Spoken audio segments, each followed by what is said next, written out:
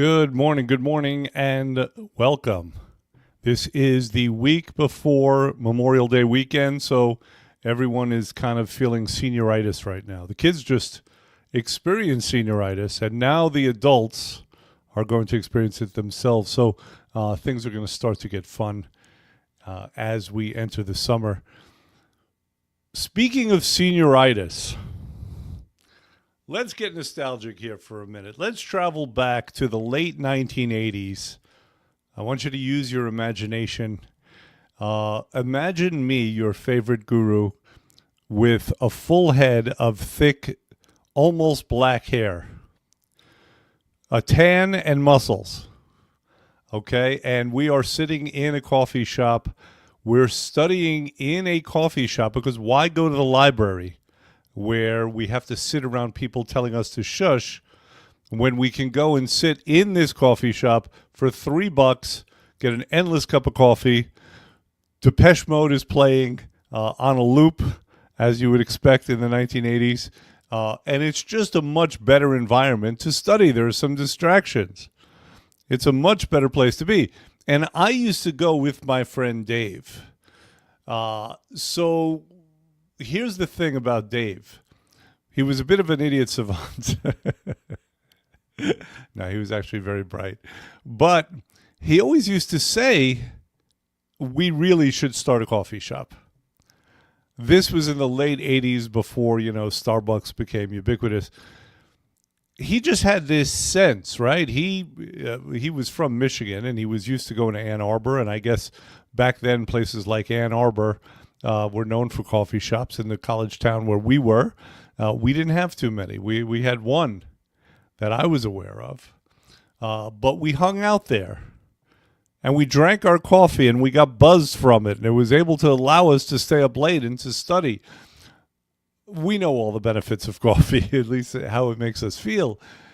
But Dave did not know how prescient he was. He didn't know that, just a couple of years later, Starbucks was going to hit it big and just explode across this country. And with it, it was going to explode coffee culture. Right? There's a lot of reasons that coffee is popular in this country. And by the way, we are the number one coffee drinking country in the world.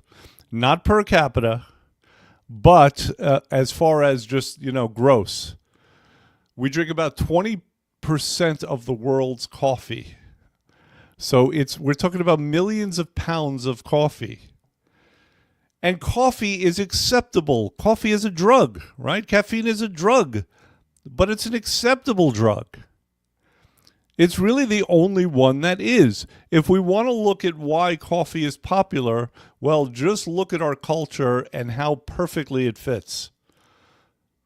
We have a culture where we revere work and we revere hustle on the one end, and on the other hand, everyone is exhausted. So we need that little spark. And many of us have become reliant on it. And as a result, we have these coffee distribution centers that have just exploded all across the country. I did a little research on this, and this is what I discovered. Give me a second so I can read this. I sought the top 5 coffee distribution centers that we have in this country. Now, the way we do things in this country is not like they do things in Italy. Italy has a coffee culture, but it's a culture of experience. It's a culture of sharing.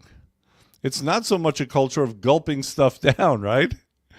Which is how most of us do it. On the way to work, we stop off at one of these places. So which are the top 5 locations? Well, Starbucks, Dunkin', 7-Eleven, McDonald's, and Tim Hortons, oddly enough, the Canadian donut place.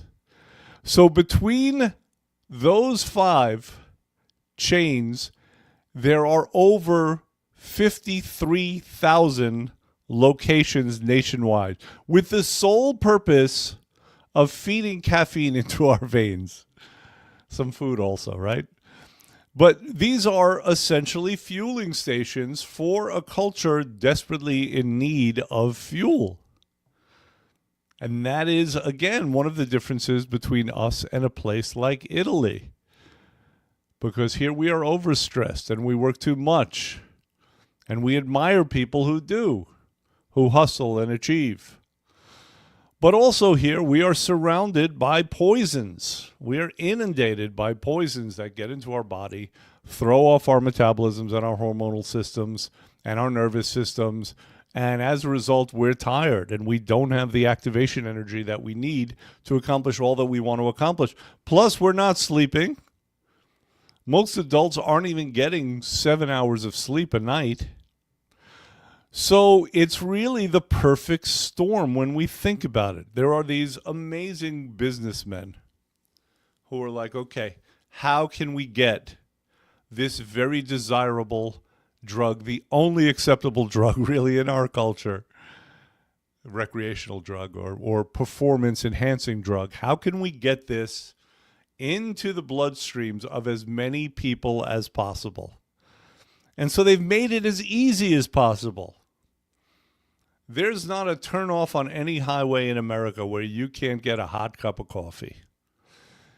It's too much even for Americans to walk into a coffee place, to God forbid sit down, unless we're doing it to loiter, which we enjoy as well. As an aside, that was the idea behind Starbucks. The founder of Starbucks, a Brooklyn guy. We're very proud of anyone in the New York area. So, he went to Italy and he went to a coffee place. And in Italy, for the most part, they're doing espressos, those little cute espresso cups. And they weren't even sitting, right? It was kind of like standing tables. And everyone was standing, but people were talking to each other. And he said, you know what? The problem with America is that there is no central square. There's no plaza. People are not going out and interacting. And I'm going to create a place like that. And he did, and we see the results, obviously.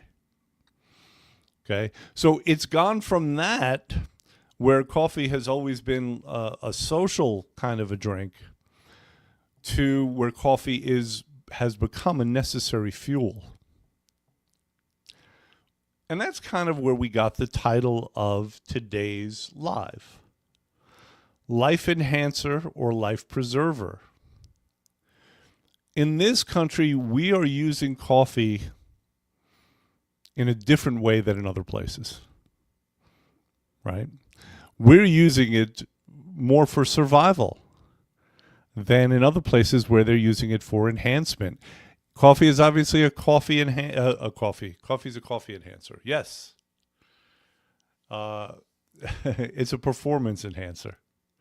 It's always been used for that. It brings with it greater mental clarity, increased energy, a greater sense of well-being and euphoria, at least for short periods of time. Right? And so we know that it can benefit us, but we're not using it necessarily in that way. We're using it to not get swallowed up sometimes. Right? We're using it for a little boost. We want to become the Hulk. We don't want to be Bruce Banner when we go to work. So again, we are using it in a fundamentally different way. And this is the rub when it comes to coffee. This is why it can be an enhancer or it can be a life preserver. It can prevent us from drowning or falling into the abyss. Coffee, the effects of coffee, whether they be beneficial or deleterious, is dependent upon the system it's going into. So coffee is a very kind of like a devil angel sort of thing. If it's going into a healthy system, it's more of an enhancer. If it's going into an unhealthy system, it's going to kind of speed up the decline. Necessary as it is to get going, it's going to speed up the decline. Now, what do I mean by that? What is the decline I'm referring to? Well, when we put it into a system that's already overtaxed, here's what happens. First of all, it's spiking production of cortisol and epinephrine, right? These are hormones that are made in our adrenal glands. So it's kind of jolting our adrenal glands. You know, it's for people sometimes who are running on empty or perceive that they're running on empty, and it's able to give that little bit of juice. In addition, it activates that part of the nervous system that has to do with fight or flight. So it's enhancing the stress on our system, right? But it's giving us the feeling and the illusion of power and of energy and stamina and mental clarity, things that we clearly lack and desperately need because of the lifestyles in this country, because of the stress, and because of the lack of sleep, and because of how aberrated our culture is on the subject of health and well-being. And that's why many of us are addicted to coffee, because we need that jolt. It could also speed up the heart rate, causing palpitations. How many people have experienced that? Raise your hand. Not that I can see it. Okay. So ultimately, in the long term, it's going to further suppress our already suppressed systems. And this is kind of the paradox. We get into these cycles where we are always just kind of borrowing from tomorrow to save today. Right? It's not the ideal situation, right? Using it as a crutch, as a coping mechanism, as the one addiction that's socially acceptable, because it's the one drug that generally is not, doesn't have terrible effects in the short term, or potentially terrible effects. So that is the problem with it. All of the benefits that we get when our systems are healthy, the boost becomes a slow-acting poison in a way when we're using it in an unhealthy system. Okay. Does that make sense? I know I'm asking a question to people who are, for the most part, not responding. But I feel like that just makes intuitive sense to most people, right? So here's the question. Is your system healthy enough to have coffee function as that life enhancer? Or is it functioning more as the life preserver? And the irony of that is that the people who should cool it with the coffee are the ones who, quote unquote, need it the most. When it's a matter of need, when it's a crutch, that's when it's being used potentially for our detriment or to our detriment. How do you know? Well, there's just that one factor. Do you need coffee? Can you wake up without coffee?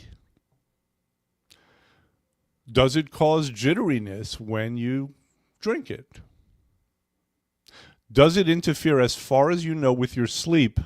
Because even when you have coffee early in the morning, it can interfere with sleep. Little known fact. We assume that if we drink it early enough, it's not going to affect our sleep, but it can, because, again, it is affecting our hormones. Does it make you nervous? At least sometimes. Do you tend to get that nice spike and then there's a crash? And then you need the spike again. I mean, this is sort of addict behavior. So if the answer to these questions are yes, you may want to consider lightening up on the coffee or potentially eliminating it. But if you do that cold turkey, you're going to run into some problems. Here's the key. I think the key is this. It's really how you conceive of it. Are you understanding that the effects that the coffee is having on you are masking really how your body is doing and taking you further and further away from what's ideal. And what's ideal is to not have a need for any substance. And I'm not preaching from some ivory tower. I know I end up saying that a lot. Whenever I'm talking about things that are not ideal, right? I'm talking about this also from experience. I too am addicted to the coffee. Okay, I love it. And we've built a culture around it, and we make jokes about it, right? Like, you'll see T-shirts or hats like, I can take on the world, but first coffee. So there's definitely a culture that has sprung up around it. Isn't this country fascinating? We take this drug that's farmed in places like Brazil, right? From I think it's the seeds or the fruit of the coffee tree, something like that. We take it, we send it, or we import it by the millions of pounds, and we have this distribution network, and we get it into people, and we build a culture around it. Have you noticed everything's a cult these days? Which, in this context, is short for culture, not for necessarily drinking Kool-Aid in some foreign nation. So this is what we do. We make it popular. We make it acceptable. We make it virtuous somehow, right? But again, for a given individual, it may not be. So if you're looking at it as an indicator that something is wrong, that there's a depletion, that maybe the hormones are not working properly, that the lifestyle is out of balance. Remember the lessons we were supposed to learn from Miyagi. Right? It all comes down to balance. So if that's where you are and you're thinking, well, maybe I need to get off of the coffee, there's a way to do that. And if you're smart, you'll do it in a holistic way. Right? You'll do it in a way that's kind of a reset. Because if you don't fix those factors that are contributing to your perceived need for the coffee, then chances are you're going to go back to it. As I did. I was off it for a couple of years. Okay, so how do we do that? Well, first things first. Let's start at the most basic. Hold on here. I need a drink. It's not coffee. It's actually hydromolecular, which we talked about, was it last week? Very recently, we talked about hydromolecular. So, number one is we have to prioritize our sleep. Again, I was saying most of us do not get the right amount of sleep. Now, you might notice if your sleeping is off, you have an opposite thing going on, right? You're more tired during the day and you're more awake at night. And that's a pretty common thing when your hormones are off, including and especially your cortisol. Okay? So we need proper rest. Now, what can we do to affect that? This can be very difficult. Again, our not sleeping is pointing to aberrant lifestyles, right? For example, looking at screens at night. So the first thing you want to do these days, and obviously this is not something that would have been recommended, 20 years ago, is you might want to shut off all of your screens an hour before bed. That means do not text, do not look at your emails, don't watch reels on Facebook or YouTube. Okay? You want to have routine wake and sleep times. Again, that's what's also ideal. You know exactly when you're going to sleep. You have your ritual. Not a bad idea to write down anything that you want to do the next day to get it out of your head. Raise your hand if you tend to perseverate about things that you need to handle the next day. Again, I think this is most of us these days. Okay? You want to sleep in a cool and dark room. Try to turn off all ambient lights. Hey, how about these little dots of light that we have from all of our devices? Right? Have you noticed that? Like there's these these little dots or these little streams of light. I mean, I don't know why they don't design everything. And I'm talking about it could be from a space heater, it could be from a television in the room. Like, why do they need those little red and green dots of light that give off light? Something can be done about that. If you go to Amazon, you can find where you can purchase these dark things that will blot out those dots of light. And I forget the term I'm thinking of about the kind of light that it is, but it will do that. Okay. All right. So those are some things that you can do to get better sleep. There's another thing that you could do, and I'm going to talk about it in a minute. But I think the important point here is that you have to prioritize the sleep first. You have to realize how necessary and important it is. And that has to be the baseline, the foundation of being able to reset your system so you don't need that caffeine boost. Here's the other thing you can do. And this is something I tell people, and very few of them execute on it, but it's been very beneficial, which is to wake up and go outside and ideally watch the sunrise. And if you can't do that, it rises pretty early these days. If you can't do that, then go outside, at least get first morning light. And the reason is because our hormone systems are very sensitive to light. Light is what activates them. Light is what gives them the signals to get started. So, for example, many people take melatonin to help them get to sleep. Melatonin is something that's naturally produced in our body. And the way it's produced is when we receive that first morning light, it goes from our eyes back to our brains, and it starts that process that helps you get to sleep that night. Okay.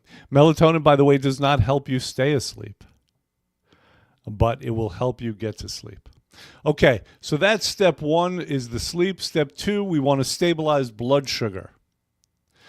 Now, obviously, if we are having spikes in blood sugar and thus spikes in insulin, there's a lot bad that can go from that can come from that. Okay, so you don't want to drink coffee on an empty stomach. Coffee does have an effect. Caffeine does have an effect on our blood sugar. It will spike it. Okay, you want to eat balanced meals, and you want to eat meals with a beginning and an end. And what's meant by balanced meals? Well, you want to have a little protein, some good healthy fat, and some fiber. All right, these are important macronutrients, right? Notice I did not say carbs, although there is fiber in a lot of sources of carbs, right? But carbs are not really necessary to the equation like protein, fat, and fiber are. Okay. And ideally, you're going to have a real breakfast before you even have caffeine. Now, who does this? Nobody does this. But again, it's what's ideal. Okay. You also want to ideally regulate the nervous system. The nervous system is the master control system of the body. It consists of our brains and our spinal cords and then all of our peripheral nerves. It controls everything from our ability to experience sensation to our ability to move. Also, it has to do with our organs as well. Okay. Now, how can we do that? Well, movement is important. People are becoming more idle. They say that idleness is the next big epidemic. So a little movement every day is important. I have not done it yet, but these watches And these rings that they have now that track movement, they're probably a good idea. I haven't wanted to do it because they're just another thing. Another thing in our whole virtual world. I mean, we didn't really do that as kids, did we? We just went outside and we kind of flopped around in the mud. And we, jumped things with our bikes. I mean, it wasn't a consideration. I guess that's been replaced by pickleball these days. Okay, so we want to do that. There are other things that could be done, things like breath work. A lot of people work on their breathing, whether it's during yoga with the famous Ujjayi breath, or there's other kind of breath work that can be done. And again, sunlight first thing in the morning will help to regulate the nervous system. Okay. It is not a bad idea to do a bit of a caffeine reset, to give it up for a while. Again, not easy to do. Or at least do a coffee reset. Try to replace it with something else.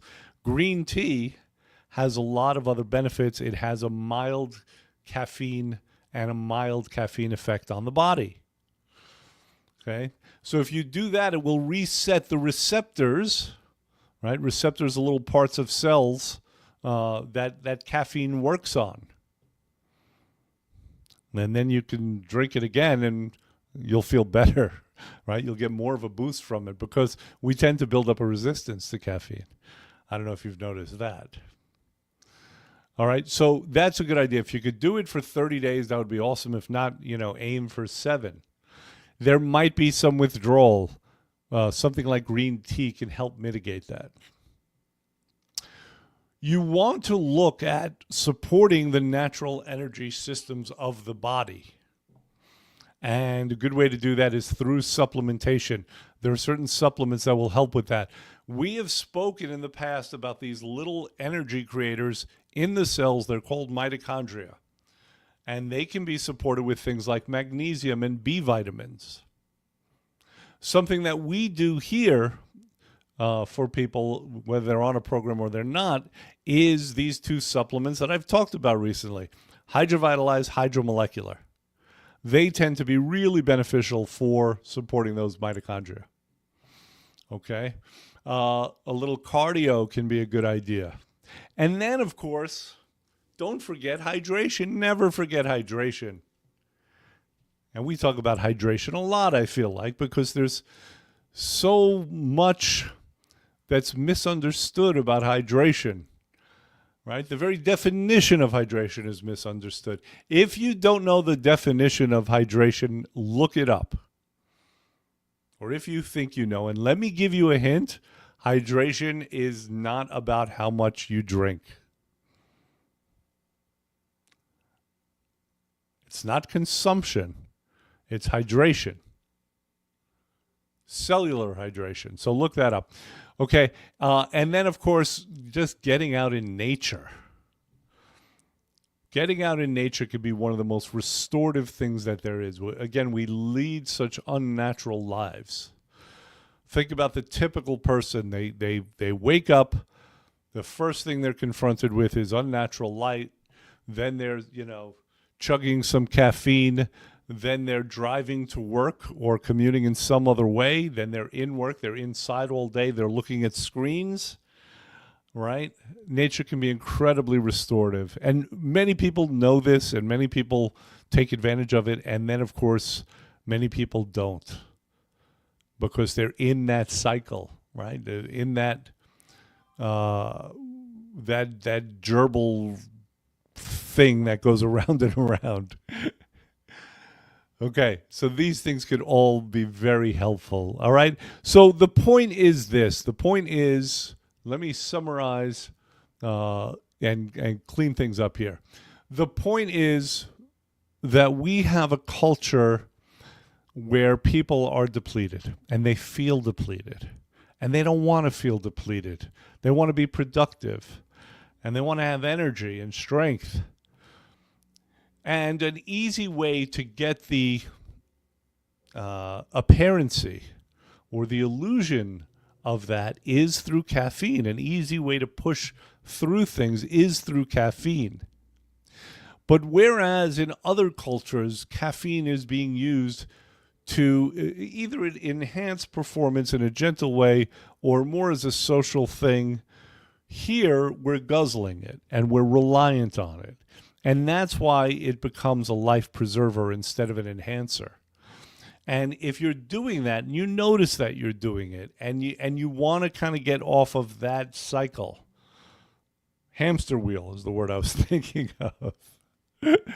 I guess gerbil wheel could fit also. But if you become aware of that and the possible benefits of not being on that hamster wheel and not further taxing the system whose taxation, whose exhaustion you're trying to solve in the first place, right? It's a bit of a shell game. The problem in the first place, the reason you're attracted to the caffeine is because you're depleted and exhausted. So you use the caffeine to help that, but the very mechanism of the caffeine, the spike that you get to your nervous system and to your hormone system, is something that will deplete you further. We didn't even talk about the fact that it adversely affects the digestive tract, which will make it more difficult to absorb the nutrients that could otherwise give you energy. So then we have this kind of spiral, and coffee is contributing to that, where it should be contributing to a better life. Okay? And if you want to get off of it, then there are things that you can do, but you must look at it in a holistic way. You must look at what you need, what your body needs, and do it with a little bit of discipline. In spite of the temptation not to, because on any given day, you're going to find yourself exhausted and needing the caffeine, especially if you start to get symptoms like headaches from trying to detox off of it. But as always, things can be done about it. There's always something that can be done. All right. If you need any help, any assistance, if you have any questions, you can feel free to reach out to me. I will do the best that I can. All right. So that's essentially it for today. Let's not forget, we have Memorial Day coming up. Yay. Regarding Memorial Day, it's on a Monday. I usually do this on a Monday, so I may or may not do it next week. Also, we are having our Memorial Day sale on our programs. Our 40-day programs are $150 off. So you're going to want to take advantage of that. Many people are going into the summer now in a little bit of a panicky state, and I can help with that. Okay? Have a great week.